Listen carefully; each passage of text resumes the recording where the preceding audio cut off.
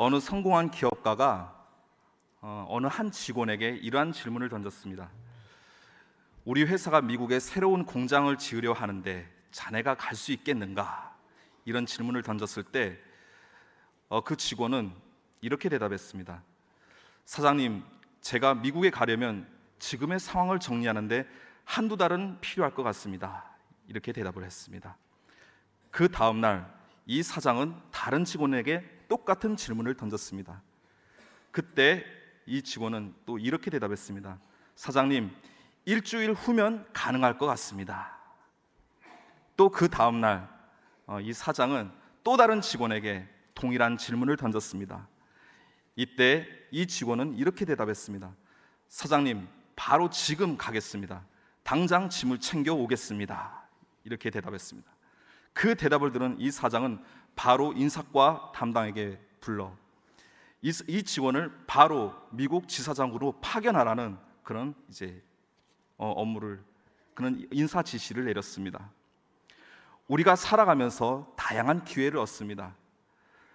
그 좋은 기회를 얻기 위해서 우리는 너무나 많은 애를 씁니다. 우리가 좋은 직장에 취직되기 위해서, 또한 좋은 배우자를 만나 결혼하기 위해서, 또한 많은 수익을 얻기 위해서 세상에서 열심히 스펙을 쌓고 또 열심히 밤낮으로 바쁘게 살아갑니다. 모든 사람에게 주어지는 기회가 이렇게 동일하지만 어떤 이는 그 기회를 잘 받아 활용하는 사람들이 있는 반면에 어떤 이는 그 주어진 기회를 놓치는 경우들이 있습니다. 그렇지만 우리에게 주어지는 기회들이 모두 다 한결같이 좋은 기회는 아닙니다. 어떤 기회는 우리 삶 가운데 역전의 기쁨과 행복을 주는 기회가 있는 반면 또 어떤 기회는 우리의 삶을 몰락시키는 그러한 불운의 기회들도 있습니다. 오늘 본문에 인생 가운데 여러 가지 기회를 경험했던 한 청년이 나옵니다. 그의 이름은 바로 요셉입니다. 요셉은 우리가 잘 알다시피 이복 형들의 시기와 질투 때문에 죽음의 위협과 인신매매로 인해 애굽이라는 낯선 땅에 팔려왔습니다. 그가 애굽 땅에 팔려와서 취업된 곳은 생각지도 않은, 오늘 본문에도 나왔듯이 애굽의 친위대장 보디발의 집이라고 했습니다. 당시에 친위대장이라 하면 우리나라로 치면 청와대 경호실장과 같은 자리입니다. 그러한 사람의 집에 취업되었다는 것은 굉장히 큰 기회였을 것입니다. 그리고 그곳에서 열심히 책임감 있게 성실하게 맡겨진 일들을 감당합니다. 그 결과 나중에 본문 말씀처럼 가정총무가 됩니다. 가정총무라는 것은 오늘날로 치면 총무비서와 같은 자리죠. 총무비서로 승진을 한 것입니다. 이러한 요셉에게 또 다른 기회라면 기회요, 위기라면 위기라고 할 수 있는 한 가지 사건이 찾아옵니다. 그것은 바로 그 보디발의 아내가 요셉을 유혹하는 사건입니다. 이 사건에 대해서 어떤 이들은 다양한 생각들을 가질 것입니다. 만약에 세상적으로 불순한 생각을 가진 사람이라면 이 부분에 대해서 요셉에게 이렇게 충고했을 것입니다. 이것 봐, 이번이 기회야. 그의 아내가 요구하는 대로 들어줘서 네가 원하는 권력도 얻고 명예도 얻고 재정도 얻어. 너 지금 애굽에 완전히 이방인으로 와 있잖아. 네 뒤에 백그라운드가 하나도 없잖아. 이번이 기회니까 눈 한번 딱 감고 그의 부탁을 들어줘. 이렇게 아마 충고했을지도 모릅니다. 그렇지만 요셉은 그 여인의 부탁을 거절합니다. 그 부탁을 거절한다는 것은 단순히 드라마에서 나오는 단순한 사랑에 대한 그 거절이 아니라 감옥에 갈 수 있는, 더 나아가 목숨까지도 위태로울 수 있는 선택이었습니다. 왜 그런 요셉이 그러한 선택을 했을까요? 그렇지만 그가 그로 인하여서 감옥에 가게 됐지만 그 감옥이 오히려 요셉을 애굽의 정계로 진출하게 만드는 아주 축복의 통로가 됩니다. 요셉의 이러한 삶을 통해서 우리가 어떻게 하나님의 기회를 얻어야 될 것인가, 우리 함께 나누길 소원합니다. 첫 번째로는 우리가 기회에 대해서 분별하고 결단하셔야 됩니다. 나에게 주어진 기회라고 해서 다 좋은 기회가 아닙니다. 분명히 우리가 이 세상을 살아가면서 우리는 특별히 신앙이기 때문에 그 기회가 다 다른 곳에서 찾아오는 것이 아니라 하나님께로부터만 기회를 얻을 수 있다는 이 사실을 먼저 인지하셔야 됩니다. 세상 사람들이 찾는 그런 행운이 아닌 우리가 하나님 안에 있을 때만 기회를 얻을 수 있는 것입니다. 요셉은 이 보디발 아내의 유혹이 하나님의 기회가 아닌 세상이 주는 기회라는 것을 영적으로 분별하였습니다. 그가 그 기회를 하나님의 기회가 아닌 세상의 기회라는 것을 분별한 그 본문 말씀이 오늘 읽은 39장 9절 말씀에 있습니다. 우리 9절 말씀 다 같이 한번 읽겠습니다. 시작. 이 집에는 나보다 큰 이가 없으며 주인이 아무것도 내게 금하지 아니하였어도 금한 것은 당신뿐이니 당신은 그의 아내임이라. 그런즉 내가 어찌 이 큰 악을 행하여 하나님께 죄를 지으리까. 예. 기회라고 해서 다 나에게 이익을 주는 기회가 아닙니다. 기회라고 해서 다 나에게 행복을 주는 기회가 아닙니다. 제가 아까 서두에도 언급했듯이 나를 몰락의 길로 끌고 가는 그런 기회들도 있습니다. 특별히 우리가 영적으로는 하나님이 주시는 기회와 세상이 주는 기회들이 있습니다. 그렇지만 요셉은 영적인 분별력을 가지고 이것은 세상이 주는 기회구나, 하나님이 주신 기회가 아니구나, 이것을 오히려 나를 죄로 빠뜨리는 기회구나, 위기구나, 이렇게 분별하였습니다. 우리가 직장 생활을 하면서 또한 사업을 하시면서 불이한 방법과 편법을 이용해서 이익을 얻을 수 있는 기회들이 많이 있습니다. 또한 그러한 방법들이 많이 있습니다. 그렇지만 오늘 우리가 분별해야 될 것은 그러한 모든 기회들이 다 좋은 기회가 아니라는 사실입니다. 우리는 반드시 기회를 선택할 때는 세상이 주는 기회가 아닌 하나님이 주시는 기회를 선택해야 됩니다. 그리고 그 선택에 따라 결단해야 됩니다. 마귀의 전략이 무엇인가요? 바로 세상이 주는 기회를 택하게 만들어서 하나님의 더 크고 놀라우신 기회들을 놓치게 만드는 것입니다. 그 하나님의 기회를 놓치게 되면 어떻게 됩니까? 우리의 인생이 하나님의 큰 뜻을 이루어가지 못하고 우리의 인생에 하나님의 영적인 영향력을 발휘하지 못하고 그저 그렇게 세상 사람들과 똑같이 하류 인생으로 살아갈 수밖에 없는 것입니다. 그렇기 때문에 우리는 목숨을 걸고 영적으로 분별하여 세상의 기회는 거부하고 하나님의 기회를 붙잡아야 될 것입니다. 그렇다면 이 하나님의 기회를 붙잡기 위해서는 세상이 주는 기회에 대해서 우리가 과감히 거부하고 포기하고 내려놓을 줄 알아야 됩니다. 마태복음 4장, 누가복음 4장에 보면 예수님께서 공생의 사역을 시작하기 전에 40일 동안 금식 기도를 하였습니다. 그렇게 금식 기도하는 동안 예수님께서 얼마나 시장하셨겠습니까? 그런데 사단이 나타나 예수님에게 그럴듯한 제안을 합니다. 네가 하나님의 아들이거든 이 돌을 떡으로 만들어 먹어라. 그리고 그 허기를 채우라. 이렇게 그럴듯한 제안을 합니다. 그럴듯한 기회를 줍니다. 그렇지만 예수님께서는 하나님의 말씀을 붙잡아 그 사단의 유혹을 과감히 뿌리칩니다. 왜입니까? 이유는 단 하나입니다. 그 기회는 하나님이 주신 기회가 아닌 사단의 준 기회였기 때문이었습니다. 만약에 예수님께서 그 사단의 기회를 받아들였다면 예수님께서는 영적 주도권을 사단에게 빼앗기고 그리고 더 이상 메시아로서 공생의 사역을 감당할 수 없었을 것입니다. 다윗도 마찬가지입니다. 다윗이 10여 년 동안 사울 왕에게 오랜 시간 쫓겨다닙니다. 그 쫓김의 시간 가운데서 그가 사울을 죽일 수 있는 2번의 기회가 있었죠. 그 2번의 기회가 주어졌지만 그는 어떻게 내가 하나님의 기름 부음 받을 자를 해할 수 있겠느냐 하며 그 기회를 포기해버립니다. 아니, 거절합니다. 왜입니까? 다윗의 고백과 같이 그것은 하나님의 방법이 아니었기 때문입니다. 하나님의 기회가 아니었기 때문입니다. 만약에 다윗이 사울 왕을 죽였다면 어떻게 됐을까요? 이스라엘의 역사상 다윗은 왕을 죽인 역모자로 그 오명을 벗지 못했을 것입니다. 오늘 본문에 나오는 요셉도 만약에 이 보디발 아내의 그러한 제안을 받아들였다면 그의 인생이 어떻게 됐을까요? 물론 감옥에 들어가는 손해는 보지 않았을 것입니다. 그러나 더 크고 놀라운 그 하나님의 기회를 놓쳤을 것입니다. 그가 이스라엘과 애굽과 중동 지역을 비롯한 그 모든 땅에 7년 기근이 임했을 때 그 기근을 대비하여 그 민족들을 살릴 수 있는 기회도 잃어버렸을 것입니다. 그리고 더 나아가 원수 같은 형들을 다시 만나 그들을 용서하고 화해할 수 있는 기회도 잃어버렸을 것입니다. 그렇기 때문에 우리는 하나님의 더 크고 놀라운 계획을 위해서 세상이 주는 기회를 포기할 줄 알아야 됩니다. 손해를 보는 한이 있더라도 포기할 줄 알아야 됩니다. 우리 주님께서도 우리를 위하여 손해를 보시지 않았습니까? 어떻게 손해를 보셨습니까? 그 하나뿐인 독생자를 십자가에서 세상 사람들이 보는 앞에 아주 수치스럽고 참혹하게 죽게 만드셨습니다. 왜 하나님께서 그러한 방법을, 그러한 선택을 하셨을까요?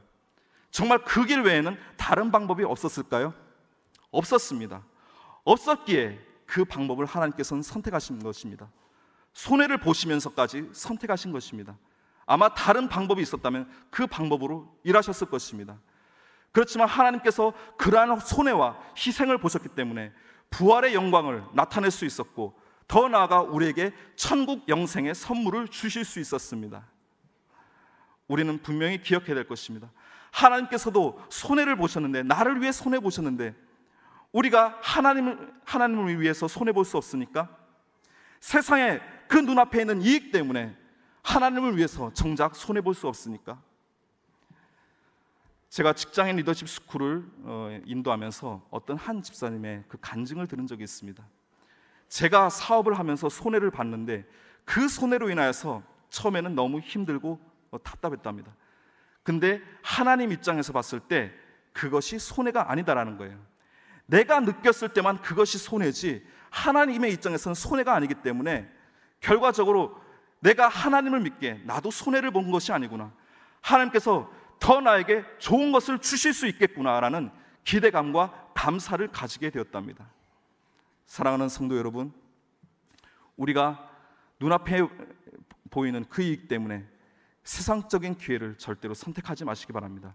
그 뒤에 있는 더 크고 놀라운 하나님의 기회를 선택하시기 바랍니다. 신앙생활은 지금 당장 좋은 것을 선택하는 것이 아니라 나중에 좋은 것을 선택하는 것입니다. 그래서 손해보는 부분에 대해서 결코 두려워하지 마시기 바랍니다. 두 번째로, 우리가 하나님께 그 기회를 얻으려면 하나님께 먼저 기회를 드리셔야 됩니다. 우리가 하나님으로부터 기회를 받는 것도 중요하지만 하나님께서 우리에게 기회를 주실 수 있도록 먼저 우리가 하나님께 기회를 드려야 되는 것입니다. 그것이 가장 빠르게 기회를 얻는 지름길입니다. 그렇다면 우리가 어떻게 하나님께 먼저 기회를 드릴 수 있을까요? 첫 번째로는 우리가 기도해야 될 것입니다. 하나님께 기회를 드리는 가장 기본적인 태도는 바로 기도하는 것입니다. 기도하는 것보다 우리는 사실 머릿속으로 계산하는 속도가 더 빠릅니다. 그리고 그 시간이 더 깁니다. 기도하는 것보다 우리는 우리의 행동과 액션이 더 빠릅니다. 사실 우리가 기도해야 된다는 부분은 신앙생활하면서 귀가 따갑도록 들어왔을 것입니다. 그렇지만 이 기본적인 진리를 망각한 채 우리가 우리의 생각과 우리의 계산대로 살아갈 때가 얼마나 많이 있습니까? 오늘 본문에 나오는 요셉은 철저하게 자신의 삶을 하나님께 의탁하며 기도했던 사람이었습니다. 그는 낯선 애굽 땅에 끌려왔을 때 그가 의지할 수 있는 것은 아무것도 없었습니다. 친구도 없었습니다. 친척도 없었습니다. 가족도 없었습니다. 의논할 아무 상대가 없었습니다. 돈도 없었습니다. 권력도 없었습니다. 그가 오직 의지할 수 있는 것은 바로 하나님 한 분뿐이었습니다. 그의 할아버지 이삭이 섬겼던 하나님, 그의 아버지 야곱이 섬겼던 하나님을 자신도 동일하게 그 하나님을 붙잡고 의지했던 것입니다. 오늘 우리가 읽은 본문 2절 3절 말씀에 보면 여호와께서 그와 함께 하심을 보며 또 여호와께서 그의 범사에 형통하게 하셨다고 나와 있습니다. 이 형통하게 하나님께서 요셉을 형통하게 하셨다는 말이 이 창세기 39장에서 3번 이상 반복됩니다. 또 다른 절은 우리 39장 23절 말씀 한번 보겠습니다. 23절 말씀 시작. 간수장은 그의 손에 맡긴 것을 무엇이든지 살펴보지 아니하였으니 이는 여호와께서 요셉과 함께 하심이라. 여호와께서 그를 범사에 형통하게 하셨더라. 요셉을 형통하게 하셨더라, 형통하게 하셨더라, 이 말씀이 39장에서만 벌써 두세 번이 나옵니다. 어떻게 요셉이 형통할 수 있었나요? 물론 하나님께서 요셉을 택하시고 그의 삶을 인도하신 것은 분명한 사실입니다. 그렇지만 우리가 아무리 하나님의 택하심과 인도하심을 받는다 할지라도 기도하지 않으면 그 하나님의 인도하심을 선명하게 경험할 수 없습니다. 그가 이렇게 하나님께서 형통하게 하셨다는 것은 그가 기도했다는 것입니다. 요셉이 기도했기 때문에 보디발 아내의 유혹을 물리칠 수 있었습니다. 기도했기 때문에 그가 하나님의 영감으로 꿈을 해몽할 수 있었습니다. 기도했기 때문에 그가 중동 지역에 닥친 7년 대기근을 대비할 수 있는 지혜를 발휘할 수 있었습니다. 기도했기 때문에 그가 원수 같은 형들을 용서하고 화해할 수 있었습니다. 기도하지 않으면 결코 우리의 신앙생활 가운데서 기적을 경험할 수 없습니다. 진정한 신앙생활 가운데서 기적을 경험하길 원하시나요? 그러면 기도하시기 바랍니다. 기도하는 자에게 하나님은 기적을 베풀어 주십니다. 기도하는 자에게 하나님께서는 기회를 주십니다. 우리가 하나님의 기회를 누리기 위해서는, 먼저 하나님께 기회를 드리기 위해서는 먼저 기도해야 될 줄 믿습니다. 두 번째로는 우리가 기다려야 됩니다. 기도했다면 하나님께서 일하시도록 타이밍을 드려야 될 것입니다. 우리가 기도하면서도 여전히 내 생각이 빠르고 내 계획이 빠르다면 그건 기도해도 소용이 없습니다. 어떤 사람들은 기도하고 일을 시작하는데, 어떤 사람들은 이미 일을 다 벌려놓고 이거 잘 되게 도와주십시오 이렇게 기도하시는 분들이 있어요. 그거는 순서가 뒤바뀐 것이죠. 우리가 기도했다면 하나님께서 우리의 삶을 인도해 가시도록 그 시간, 타이밍을 드려야 됩니다. 신방하면서 오랜 시간 동안 고난과 어둠의 터널을 걷는 성도들을 많이 만날 수 있습니다. 그분들의 사정을 들으면, 제가 만약에 하나님이라면 당장 그 문제를 그냥 딱 이렇게 해결해 줬으면 좋겠는데, 목사인 저도 인간인지라 그렇게 근본적으로 해결책을 줄 수 없음에 대해서 참으로 안타깝게 생각합니다. 그렇지만 분명한 사실은 하나님께서 그 시간들을 그냥 허락하실 리가 없습니다. 분명한 이유와 목적이 있습니다. 그리고 더욱더 분명한 사실은 그 시간이 지난 이후에 하나님께서 반드시 그분들에게 기회와 은혜를 허락하신다는 사실입니다. 모세도 미디안 40년 동안 광야 생활을 통하여서 다시 부르심을 입었습니다. 그가 애굽에서 이집트 왕자로 있었지만 그가 애굽에서 쫓겨나와 미디안 광야 40년이라는 시간을 거쳤을 때 비로소 하나님께서 그를 불러주셨습니다. 그리고 그 이후에 그를 통하여 출애굽한 이스라엘 백성들을 가나안 땅에 인도해 갈 때 단 며칠 만에 갈 수 있는 그 땅을 광야 생활 40년이라는 기간을 지난 이후에야 그 가나안 땅에 들어가게 하셨습니다. 다윗도 10여 년 이상 그 사울의 쫓김을 당하면서 하나님을 경험하고 하나님을 만나고 그가 더욱더 연단됨으로 그 시간이 지난 이후에 이스라엘의 2대 왕으로 쓰임받을 수 있었습니다.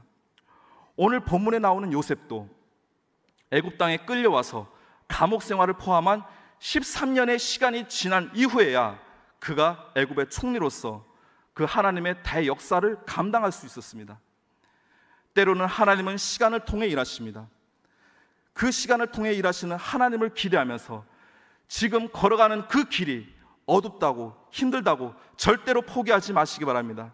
그 길을 가다 보면 분명히 하나님이 우리에게 결정적인 기회를 주실 때가 올 것입니다. 그 시간들을 통해서 결정적으로 하나님께서 하시는 일이 무엇입니까? 그 시간들을 통해 하나님께서 우리를 기회를 받기에 합당한 자로 만들어 가십니다. 우리가 이것을 기억해야 됩니다. 그 시간들을 통해 그 기회를 누리기에 합당한 자로 만들어 가시는 것입니다. 어느 한 사형수가 그 살인 범죄로 인하여서 사형 언도를 받게 됩니다. 그 사형수의 형이 공직에 있으면서 수많은 덕을 세웠기에 너무나도 익히 잘 알려져 있었습니다. 그런데 이 사형수의 형이 도저히 사형집행으로 이 세상을 떠나게 될 그 동생을 차마 볼 수 없어 그가 주지사를 찾아가 동생의 탄원을 요청합니다. 주지사는 평상시에 이 형의 그 덕을 많이 보았기 때문에 이 형을 생각해서 그 동생의 죄를 사면해 주기로 결정합니다. 그리고 사면장을 써줍니다. 그리고 이 형은 기쁜 마음으로 그 사면장을 양복 주머니에 놓고 감옥에 갇혀있는 동생을 찾아갑니다. 그리고 동생을 만나 이렇게 물어봅니다. 얘야, 네가 만약에 살아서 이 세상을 나가게 된다면 제일 먼저 무엇을 하고 싶니? 동생은 인상을 쓰면서 이렇게 대답했습니다. 내가 살아서 세상을 나가게 된다면 제일 먼저 나에게 사형 선고를 내린 그 판사를 죽일 것이다. 그리고 나에게 불리한 증언을 했던 그 증인도 함께 죽일 거야. 동생의 이 이야기를 들은 형은 그 사면장을 전달하지도 않은 채 그만 그 자리를 빡차고 나왔습니다. 결국 이 사형수는 사면의 기회를 잃어버린 것이죠. 왜입니까? 아무리 형이지만 동생에게 그 사면의 기회를 줄 수 없는 그 동생의 상태를 보고 그렇게 할 수밖에 없었습니다. 하나님께서도 마찬가지입니다. 하나님께서도 우리에게 크고 놀라운 계획으로 우리에게 기회를 주고 싶지만 우리가 그 기회를 누릴 수 있는 자격이 되어 있지 않아서, 우리가 그 뜻대로 그 기회를 받아 누릴 수 있는 능력이 되지 않아서 때로는 하나님께서 시간을 두고 기다리시는 경우가 있습니다. 그리고 그 기회를 누리기에 합당한 자로 주님께서 인도하시는 것입니다. 사랑하는 성도 여러분, 기다리시기 바랍니다. 그 기다림을 통해서 하나님께서는 우리를 만들어 가십니다. 빚어 가십니다. 그리고 그 기다림의 시간이 어느 순간까지 진행되었을 때 하나님께서 원하시는 그 시간에 우리에게 적절한 기회를 주실 것입니다. 그런데 우리가 그냥 기다리면 힘듭니다. 고통스럽습니다. 이 시간이 언제쯤 끝나지? 이 고난의 터널, 이 어둠의 터널을 언제쯤 벗어날 수 있을까? 아무런 생각 없이 기다리면 그 기다림의 시간이 지치고 힘듭니다. 어떻게 기다려야 될까요? 먼저 그 고난이 끝난 이후에 하나님께서 나에게 주실 놀라운 기회들에 대해서 미리 감사하시기 바랍니다. 이 길만 지나면은 하나님께서 나에게 놀라운 기회를 주시겠구나, 하나님께서 나에게 크나큰 은혜를 주시겠구나, 먼저 감사하시기 바랍니다. 그리고 그 어둠의 터널을 가는 도중에 내가 결코 혼자 가는 것이 아니라 하나님과 함께 가심을 인지하시기 바랍니다. 내가 결코 혼자 가는 것이 아닙니다. 하나님과 함께 가는 것입니다. 아까 예배 오프닝 송을 들어보니까 혼자라고 생각하지 마, 함께 가요 이 길을, 이런 가사 내용이 나오는데, 예, 맞습니다. 하나님께서 그 어두운 길을 우리가 홀로 가도록 내버려 두시는 것이 아니라 우리와 함께 가십니다. 시편에서 다윗이 쓴 그 시편의 상당수 부분이요, 대부분 사울 왕에게 쫓김을 당하면서 그가 하나님을 묵상하면서 썼던 내용들입니다. 그가 그렇게 10여 년 동안 도망자의 신세로 지내면서 너무나도 힘들었을 것입니다. 고통스러웠을 것입니다. 잠이나 제대로 잘 수 있었을까요? 밥이나 제대로 먹을 수 있었을까요? 그러한 고난 가운데서 그는 그와 함께 하신 하나님을 경험했습니다. 자신의 목자 되신 하나님을 더욱더 선명하게 경험할 수 있었습니다. 그러한 기다림의 시간, 그러한 시간들을 통해서 훗날 하나님께서 때가 되어 그에게 이스라엘의 2대 왕으로 하나님의 놀라운 역사를 감당할 수 있는 사명을 주신 것이죠. 요셉도 마찬가지입니다. 그 기다림의 시간들을 통해서 하나님께서는 그에게 놀라운 일들을 부여하였습니다. 이제 말씀을 맺도록 하겠습니다. 사랑하는 성도 여러분, 우리가 하나님의 주신 기회를 얻기 위해선 내가 먼저 영적으로 그 기회를 분별하고 결단해야 될 것입니다. 나에게 찾아오는 모든 기회들이 다 좋은 기회들이 아닙니다. 분명히 세상이 주는 기회가 있고 하나님이 주시는 기회가 있습니다. 만약 그 기회가 당장 내 눈앞에 유익을 주는 세상이 주는 기회라면 하나님의 방법이 아닌 세상적인 방법이라면 과감히 포기하고 내려놓을 수 있길 바랍니다. 오히려 그 뒤에 더 놀라운 하나님의 기회가 우리를 기다릴 것입니다. 그리고 우리가 하나님께 기회를 얻기 위해서는 먼저 하나님께 기회를 드리시기 바랍니다. 어떻게 기회를 드려야 되죠? 기도하고 기다리시기 바랍니다. 하나님께서 우리에게 주시는 기회는 우리가 애써서 노력해서 찾아오는 그런 기회가 아니라 마치 밥상을 다 차려놓고 우리에게 초청하듯이 그렇게 그 기회가 찾아옵니다. 그때를 위해서 기도하고 기다리시기 바랍니다. 그리고 여러분 또 다른 분들에게 이 기회를 주시기 바랍니다.